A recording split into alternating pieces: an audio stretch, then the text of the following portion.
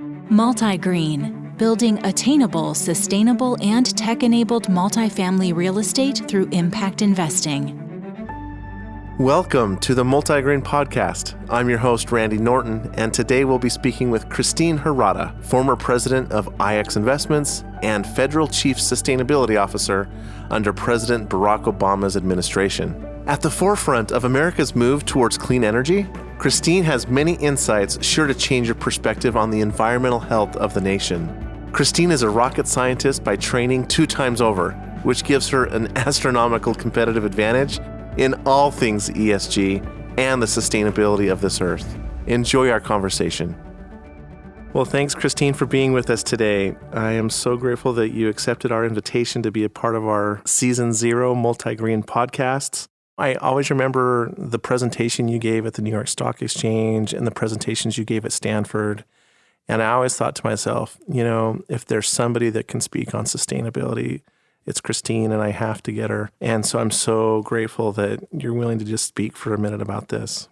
And the very first question for you is, what is sustainability and why is sustainability important? Well, thanks so much for having me. I think, it's a great question. What is sustainability? Because I think a lot of people do pick it up in many different ways. To me, the way that I define it is that, we are living and operating in a way that is consistent with our surrounding environment. Because ultimately, the environment is a superset, if you will, of the overall economy, right? And my strong form hypothesis is that, you can't have a strong economy without it being in a strong environment. And so that's kind of my very first principles definition way of looking at what is sustainability and why it's important. Sustainability, for me, it's a way of life. And I think the key for folks like us and the Multigreen team, and the challenge, if you will, it's a good challenge, is to make sustainability a very natural way of life so that we don't really have to think about it. It's not about forcing somebody to change their values, although obviously if they did, that'd be fantastic. But can we not present the various solutions or products and services that they buy on a regular basis much more sustainable so that they're being sustainable without even realizing it? Very good definition.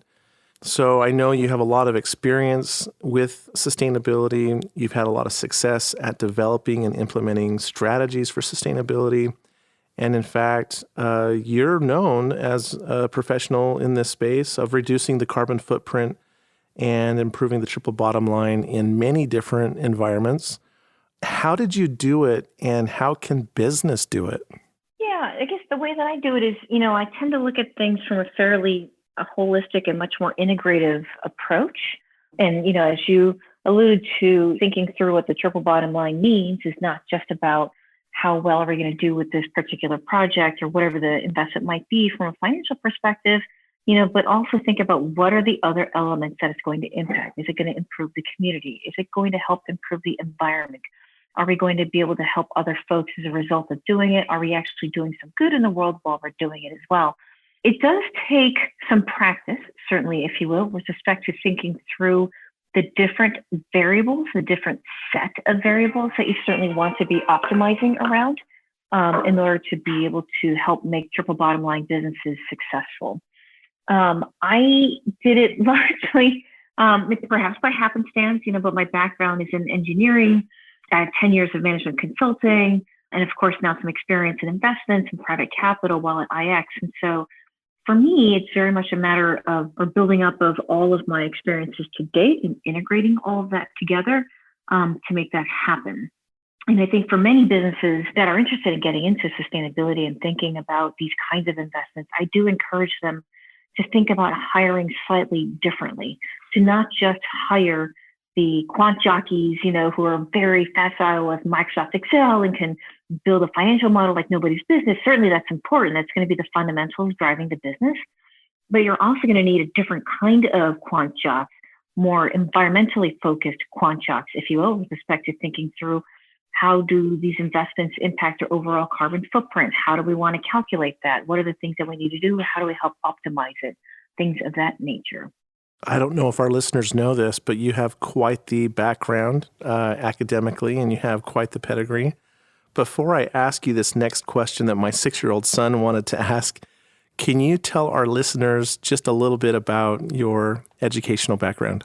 Sure. I started out in life really wanting to build airplanes and satellites, and so I studied aerospace engineering. I was fortunate enough to be able to attend both MIT and Stanford, where I got my undergraduate and graduate degrees in that.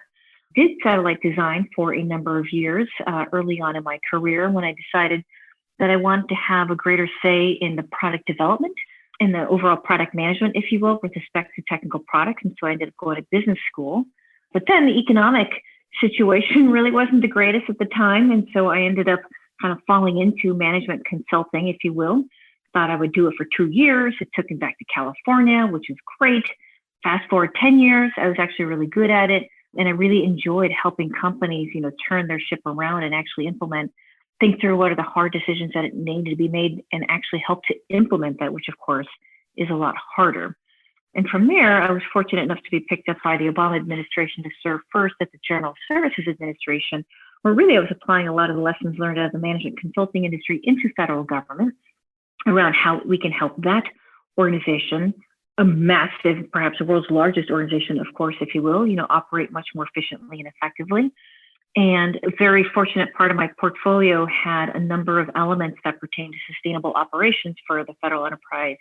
And that is how I got elevated up to become the Chief Sustainability Officer of the United States during the Obama administration, where I had the great pleasure and honor of serving in that role for about 1.5 years towards the very end of the administration.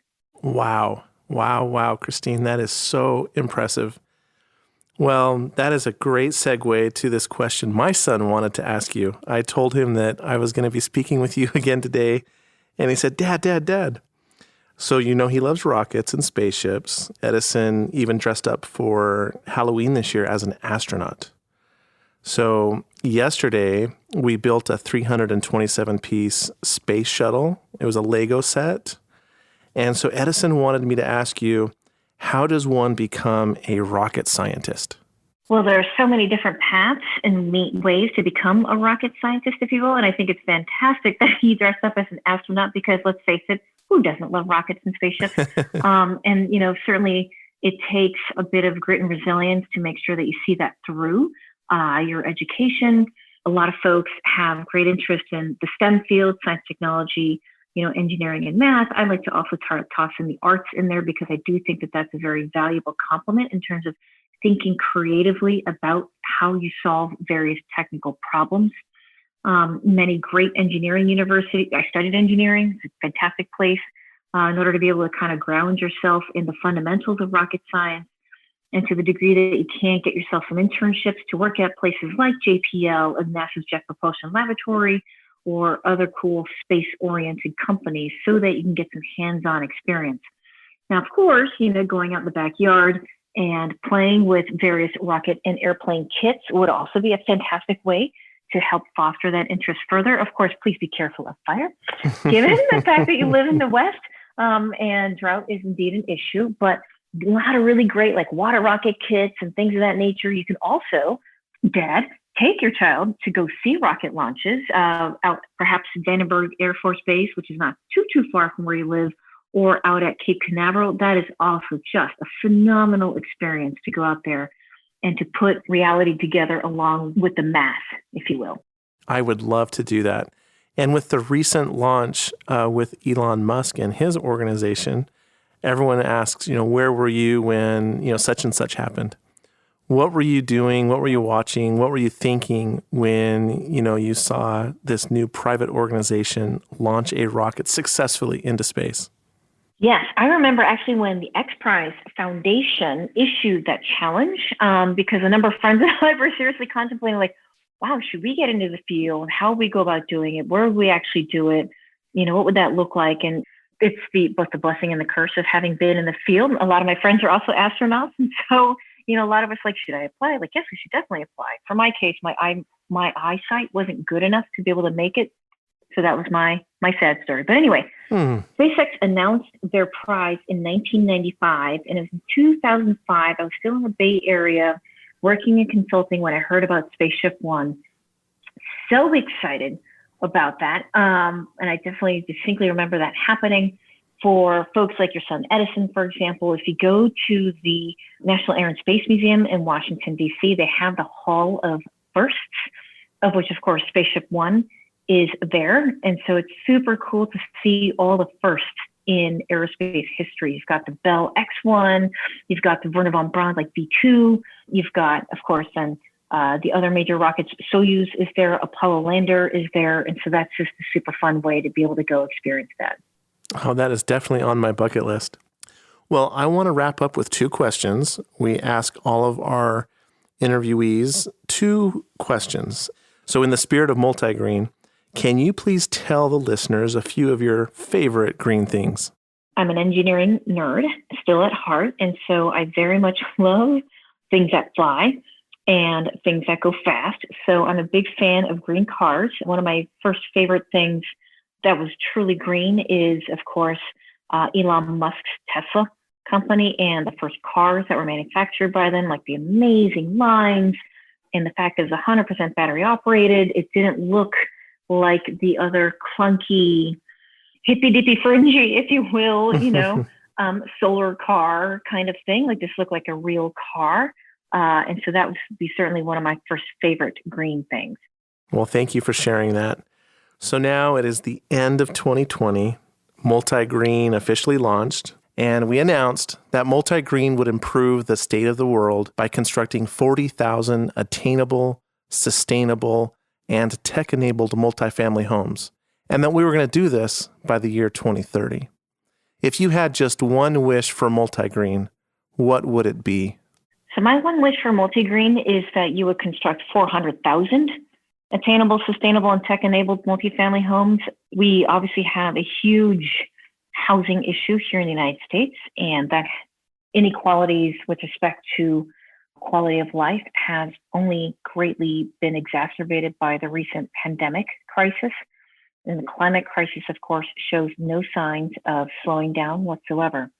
And so I think that there is a real need out there, truly, for companies like Multigreen and the housing that you're providing for a lot of these working families. And I think the kind of the silver lining coming out of the pandemic is that, we have a lot more geographic or regional options now for folks.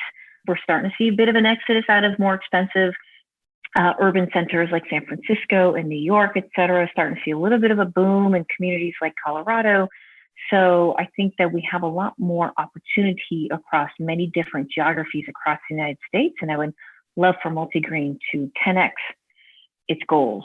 Christine, I accept the challenge, and we will not stop at 40,000 units. That's fantastic. I've been so enjoyed working with you guys, and I certainly look forward to seeing great news coming out of the Multigreen team.